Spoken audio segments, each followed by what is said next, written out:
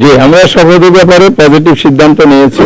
আমরা শপথ গ্রহণ করব, পার্লামেন্টেও যাব, আমরা গঠনমূলক ভূমিকা পার্লামেন্টে রাখব এবং আমাদের জন্য রাজপথও খোলা থাকবে।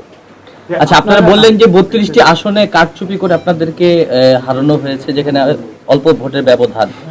তো এই 32টি আসনেই কি আপনারা পুনরায় মূল্যায়ন গণনা চান কিনা? আর এখন তো গ্যাজেট প্রকাশ হয়ে গেছে, এখন তো ইসির ভোট পুনরায় মূল্যায়নের কোনো সুযোগই নাই, সেক্ষেত্রে কি করবেন? জি, আইনের ধাপ কিন্তু 3 দফা আছে। একটা হলে ইসি করতে পারে, এরপর ট্রাইব্যুনাল আছে, এরপরে হাইকোর্টে রিট করা যাবে। এই আইনের প্রসেসগুলো আমরা অনুসরণ করব। 32-এর বাইরে আমাদের কাছে এভিডেন্স সাফিসিয়েন্ট আমাদের হাতে আসতেছে, সেই জন্য ব্যবধানের বাইরে বড় ব্যবধান হারানো যদি এখানে এভিডেন্স পাওয়া যায়, সেক্ষেত্রে আমরা আইনের আশ্রয় নেব।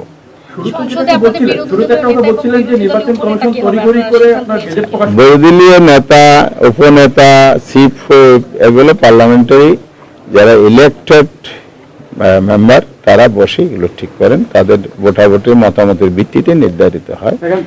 আমরা অবশ্যই শপথ গ্রহণের পরে এরপরে সিদ্ধান্ত নেব।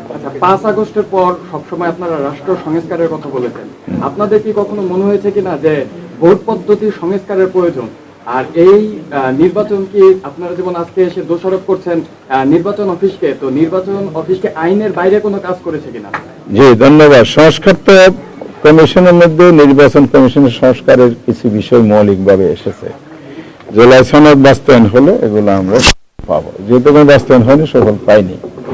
সেকেন্ড হচ্ছে ইলেকশন কমিশন তাদের বক্তব্য অনুযায়ী হার অঞ্চল চেষ্টা করেছে, পরিশ্রম করেছে, এটা আমরা শুনেছি, এটা আমরা বিশ্বাসও করতে চাই।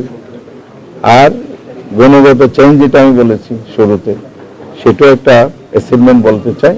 কিন্তু মৌলিক জায়গায় আপনি যতই সুষ্ঠু ভোট গ্রহণ করেন না কেন, ফেয়ারলি যদি রেজাল্ট ঘোষণা না হয়, এখানে যদি ইঞ্জিনিয়ারিং হয়, আপনি যদি এটা চেক দিতে না পারেন, পদক্ষেপ না নিতে পারেন, এখানে একটা 2.5 বছরের বক্তব্য দিলে হবে। এখন দায় দায়িত্ব ওনারা এড়াইতে পারবে না। ইলেকশন ইঞ্জিনিয়ারিং দায় দায়িত্ব ইলেকশন কমিশনকেও নিতে হবে।